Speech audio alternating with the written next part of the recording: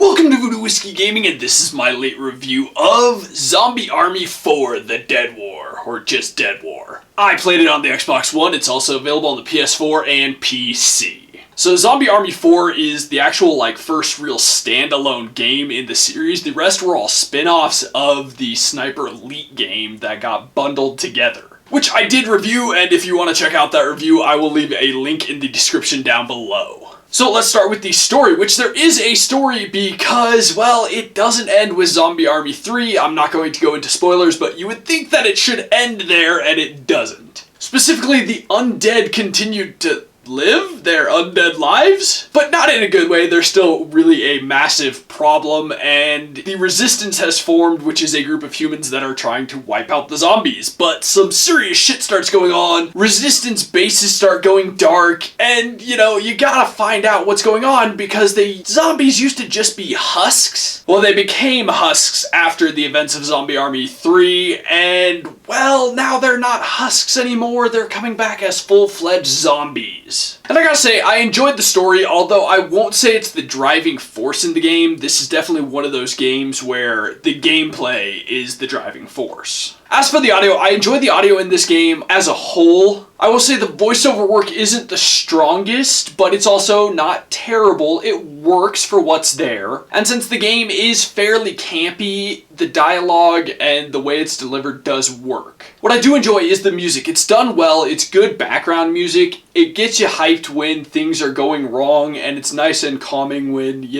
I guess in between the action would be a good phrase for that situation. As for the sound effects, I enjoy the sound effects in this game. I think they work well. They aren't really over the top. They're actually fairly well done considering the outlandish principle of the game. Let's get into the gameplay, which this is very much a co-op game. It's meant to be played with friends, and it's more fun with friends. Not to say that if you want to play by yourself you can't and you won't enjoy it, because you will, and you can actually do quite well solo, but this kind of game is just more fun co-op. Now the game is built very mission to mission, and each mission has its own sections. It's generally broken into 4 different sections. And it's meant to be a much more arcadey game, so everything is scored. The more zombies you kill, the more quickly you kill them, the higher your score is, the faster you level, and it does unlock stuff. It unlocks new upgrades to your guns, new ways to enhance your weapons, upgrades for your characters, just a variety of things that obviously make it more fun the further you go through the game. Gameplay-wise, this is one of those games that you just throw in every now and then, you and your buddies, and you play for a while. You don't necessarily have to be overly committed to playing the entire thing all at once, and you're not driven through by the story. It's also generally not so challenging that you and your buddies can't have a good time, joke around. You don't necessarily have to be overly serious. I mean, if you kick up the difficulty, it definitely can get to that point.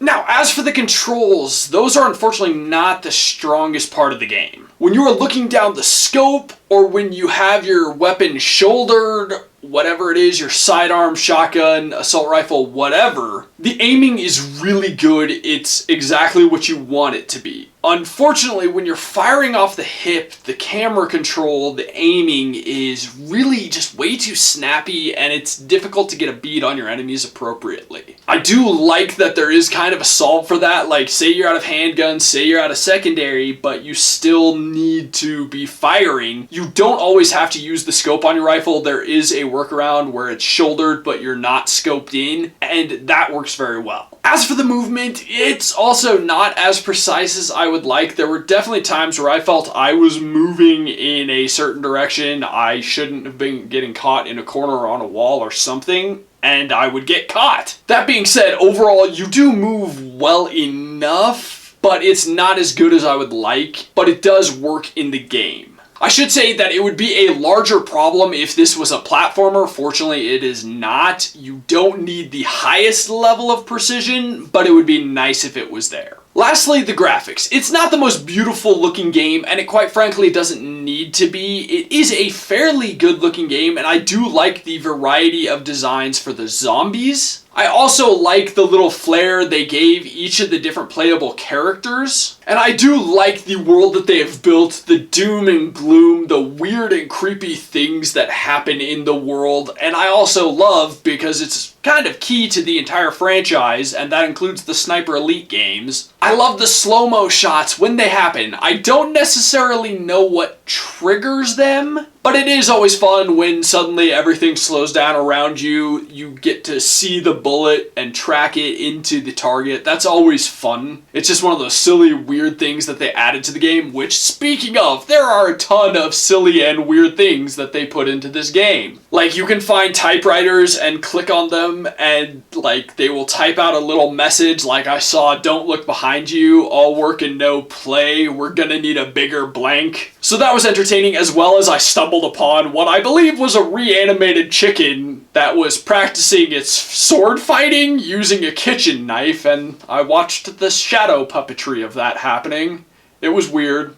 It was really weird, but it was kind of funny. I like that this game is actually chock full of a bunch of other weird visual gags, and it's just fun, and it adds just a little extra element to the game from a visual standpoint. So to wrap this up, I really enjoyed the game. I will say that it has a $50 price tag, and I think it should definitely be more of a $40 price tag. Not to say that it is a bad game or unenjoyable, I just think $50 is a bit high for what is there, especially considering that there's a season pass. Now, if they wanted me to pay $60 for the game and the season pass, groovy, I would have been okay with that. But $50 for just the game is a bit much, especially considering the controls aren't as polished as they could have been, and the visuals aren't quite as, you know, high-end as they could have been for that price tag. Not to say that I don't recommend it, because I actually will say that I recommend this game, but I recommend it at about a $40 price tag.